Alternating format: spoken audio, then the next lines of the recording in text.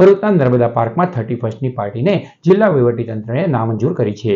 આ વર્ષે પણ નર્મદા પાર્કમાં ધ અર્થ ઇવેન્ટ મેનેજમેન્ટ દ્વારા riverfront fiesta to new year પાર્ટીનું આયોજન કરાયું હતું, જેની જાહેરાત સાથે તંત્ર પાસે પરવાનગી મંગાઈ હતી।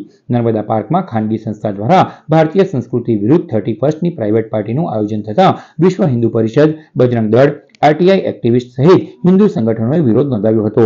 જિલ્લા કલેક્ટરને આવેદનપત્ર પાઠવી નર્મદા પાર્કમાં આ કાર્યક્રમ સામે ભારે નારાજગી નોંધાવી હતી। જિલ્લા વહીવટીતંત્ર દ્વારા નર્મદા પાર્કમાં ન્યૂ યર પાર્ટીના આ આયોજનને મંજૂરી આપવામાં આવી નથી। ભરૂચ એસડીએમ એન માણાણીએ સુલે શાંતિ જોખમવાની શક્યતાને લઈને નર્મદા પાર્કમાં 31મી પરવાનગી રદ કરી છે।